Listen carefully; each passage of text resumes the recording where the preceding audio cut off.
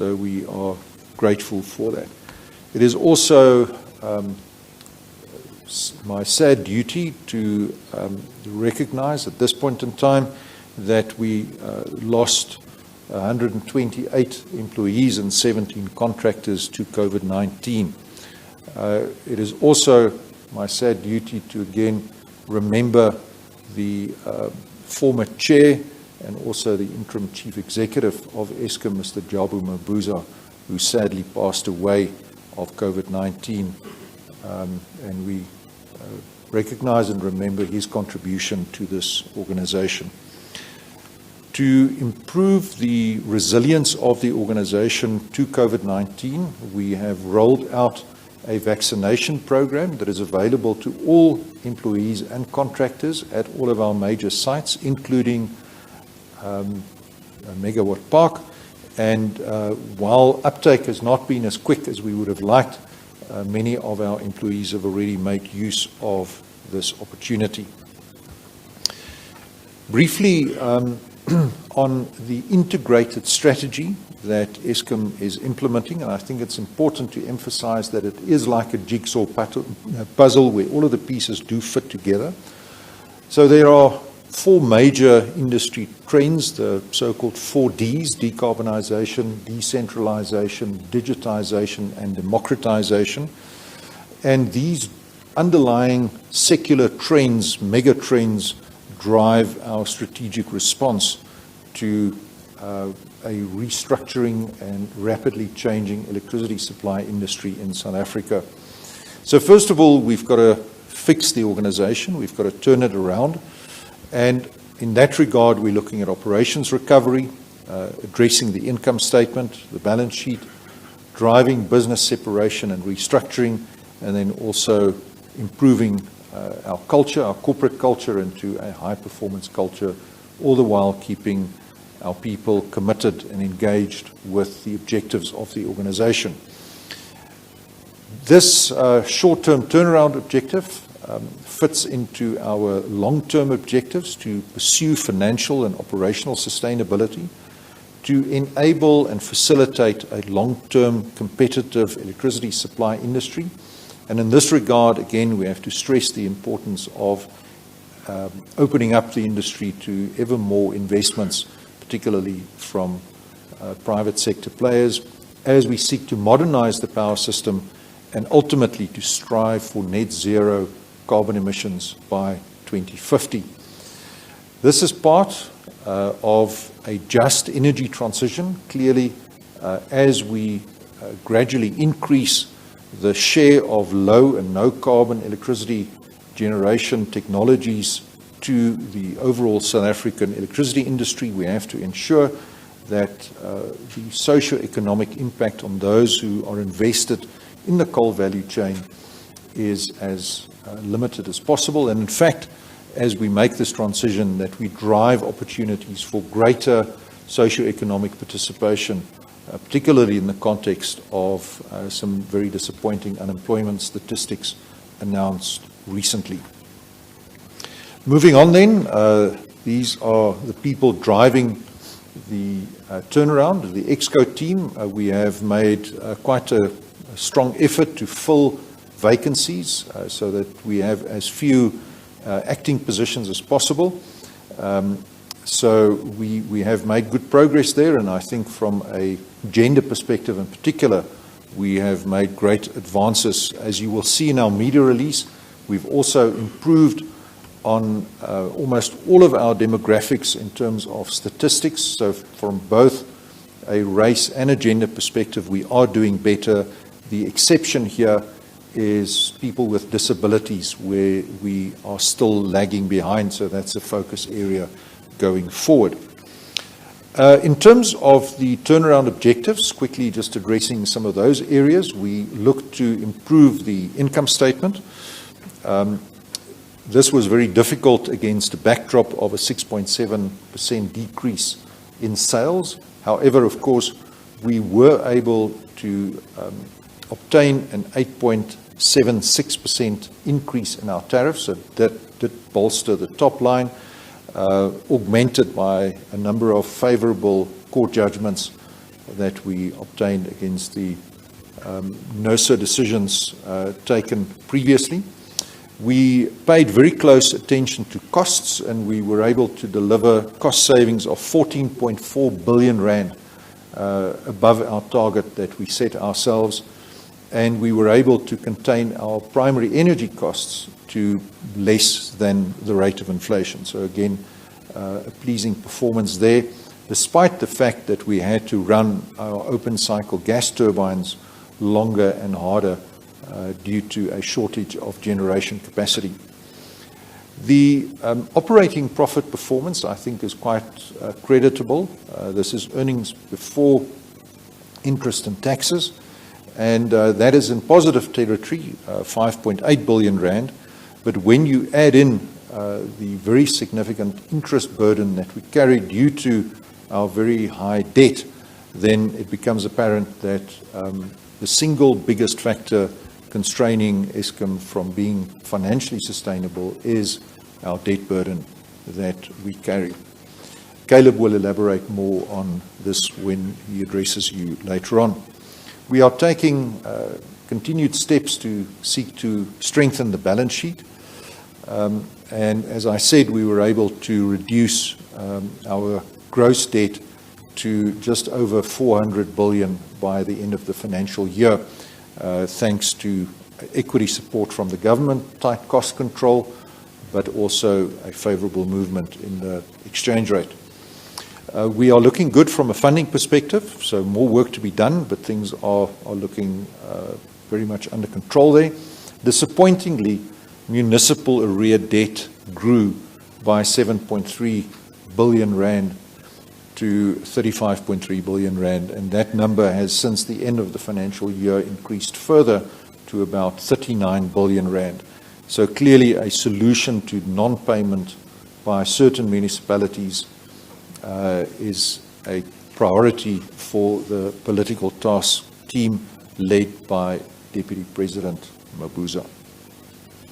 We are also looking at all of our opportunities that we've got to uncover and unlock cash from non-core assets. So that work is ongoing, and we've also announced the sale of some unused buildings in our property portfolio, and that trend is likely to continue. From an operations perspective, as I've said, our generating plant performance disappointing, but one should see this against a very substantial increase in our planned maintenance. And you may recall that shortly after I joined in January of last year, I indicated that we would be increasing the risk of potential load shedding as we carry out the necessary maintenance in order to catch up with the backlog in maintenance that had built up in prior years. And I think Philip Dukashe, our Group Executive of Generation, and his team have been doing a particularly fine job. Early days at this point in time, but we are seeing some very pleasing trends emerging. Also from a transmission and distribution perspective, Sekemotso Skeppers and Monde Bala, both their teams have seen an improvement in operational performance there. And again, more work to be done at Kendal in particular to ensure that we remain compliant, repairing the damage occasioned by industrial action in 2018. Business separation, divisionalization was completed in March 2020. We have since reached functional separation, which means that all of the different functions are now apportioned to the three businesses that we are setting up. Again, we are on track from an Eskom perspective to deliver legal separation by December 21, but we are awaiting regulatory approvals, for example, the allocation of a transmission license to the new legal entity, which we've already established from NERSA. Generation distribution will follow by December 22. Culture, I think we are doing quite well in driving a high-performance culture. I think there's a new spirit afoot in Eskom, and I'm very pleased to see that the commitment of our staff to delivering electricity to South Africa is alive and well, and I see many examples across our organization of people really delivering exceptional work, and I want to express my gratitude as well to the management and staff of Eskom for their contribution in ensuring that we navigate these very challenging times during COVID. The safety performance I'll talk about in a minute, but that is a very clear performance of morale in an organization. And again, you can see there that we've done really well. An LTI, lost time injury frequency rate, of 0.22 is a truly exceptional performance. And again, well done to everyone involved. So business separation, just taking a bit of a deep dive on that. The roadmap published by the Department of Public Enterprises provides for the restructuring of Eskom from a vertically integrated utility into three wholly owned separate legal entities, and that process is well on the way. And we've developed an operating model to support the accountability for each division as well as for each function. And I think that has been implemented quite successfully. The divisions have been capacitated, so people have been relinked, moved from their centralized head office functions into the divisions to give greater oversight and also accountability to those divisions, and we are now in the process of legally separating. The timelines are aggressive and they are challenging, but we have done, I think, quite a good job at setting up the legal entity. We have registered that company. A temporary board of directors has been nominated, but ultimately we foresee that the full complement of directors will be nominated by the Department of Public Enterprises as our shareholder, also particularly to ensure independence and governance of this entity to achieve the objective of an independent transmission system and market operator with the emphasis on independence. Moving on then to generation. So you can see there that we had high unplanned load losses. This is a result of some legacy issues that we have to contend with. You can see there that in 2016, we had a very high energy utilization factor. Now, this is an indication of how hard you run your plants. Think of it as a rev counter. If that rev counter is in the red all the time, it has a pretty similar result to what would happen with your car if you ran your car with the rev counter in the red on a continuous basis. And ultimately, if you run it too hard, then coupled with a lack of maintenance, that does catch up with you. What is encouraging is that in spite of the poor generation performance during the year under review, we have seen an increase in our PCLF, that is our planned maintenance that we carry out, and we have, I think as a consequence, seen a pleasing trend in a reduction in unplanned losses. So in engineering speak, the trend is your friend, and I think this trend that we are seeing of an improvement in our planned maintenance and a reduction in our unplanned losses, both these trends are positive to us. Again, from a distribution and transmission perspective, great job done by the team.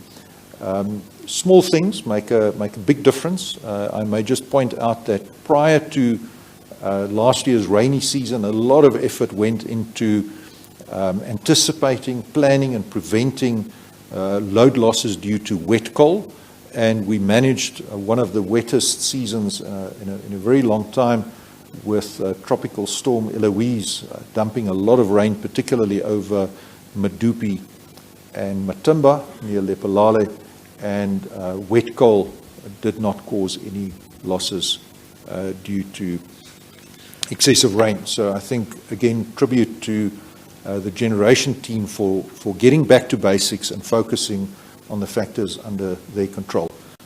Fine job done by the team there. An environmental perspective, we are doing better.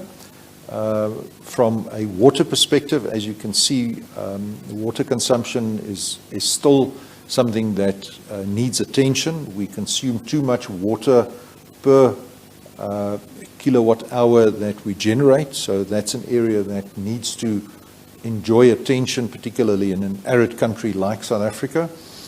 But we have seen an improvement in our relative particulate emissions during the year under review, a step change really caused by the focus that we've put on Kendal as the worst offender from a particulate emissions perspective. We, over the years, as you can see on the bottom graph there, have done better from an emissions perspective, bearing in mind that the bulk of our generation capacity was built in a time when environmental legislation was significantly more relaxed than it is now. So we have had to adapt and adjust to ever-tightening environmental legislation and regulation, and we are at pains to make sure that we remain compliant. Unfortunately, during 2019, there was a contravention which has resulted in criminal charges being laid, and that process is ongoing.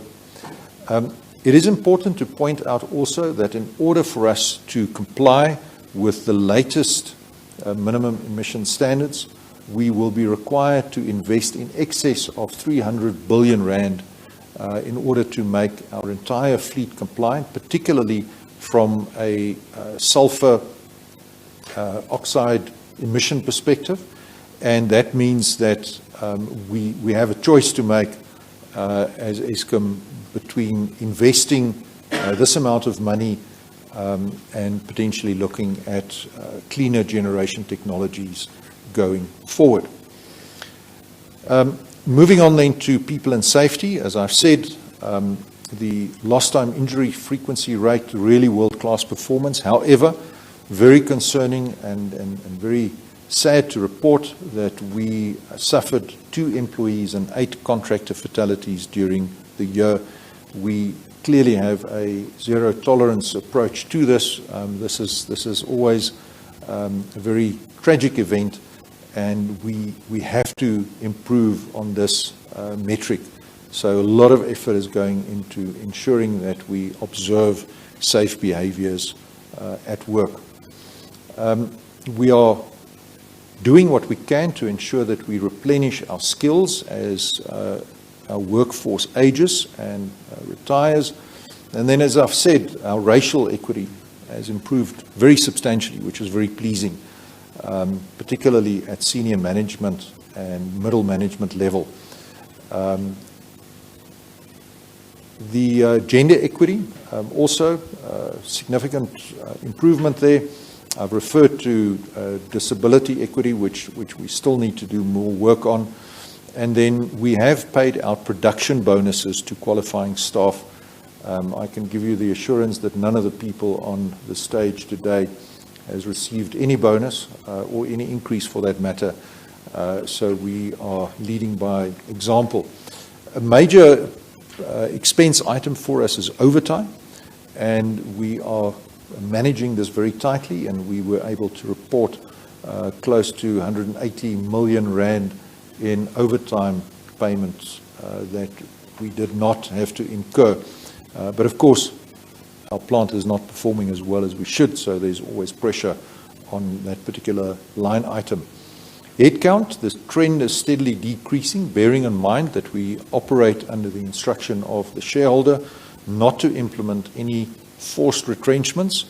So we have offered voluntary severance packages, but we are steadily seeing a 4 to 6% decrease in our headcount per annum, and we anticipate that by FY24 we will have reached our target headcount of about 38,600 employees in the organization, which we think will be comparable to appropriate benchmarks.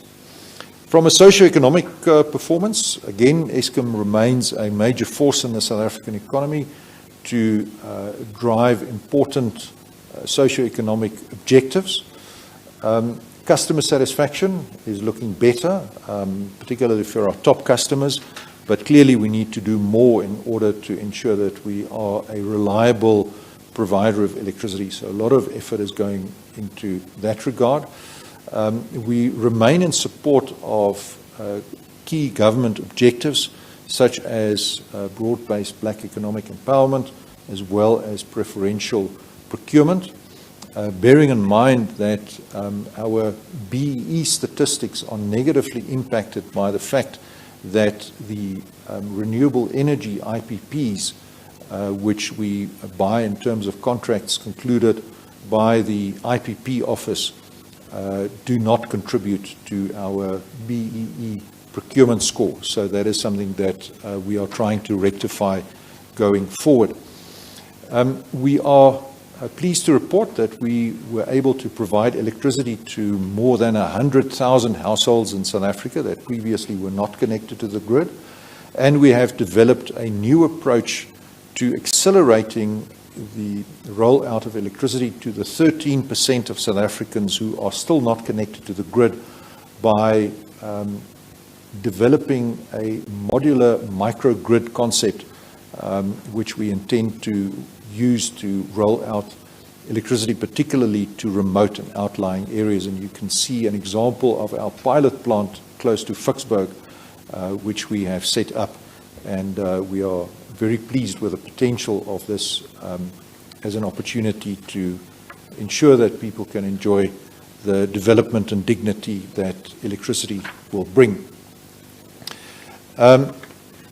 Lastly, before I hand over to Caleb, just some BE scores. Over the past 5 years, we have spent 731 billion rand, so huge expenditure, and just under 500 billion of that went to BE compliant suppliers. So I think that's particularly pleasing. We've also paid attention to black women-owned companies who were the beneficiaries of contracts to the tune of 87 billion, black youth-owned suppliers, and then SMMEs as well, about 109 billion rand. So these are very important contributors to socio-economic development in the country. Also, from a new build project perspective, we have contributed, I think, hugely to addressing some of the challenges around unemployment, and particularly job creation, skills development, making a contribution to industrialization and enterprise development. And Eskom looks forward to continuing to play a very important role as a state-owned enterprise in supporting these very crucial objectives to ensure that we can grow a more inclusive society. At this point in time, I'd like to hand over to our Chief Financial Officer, Caleb Kassem.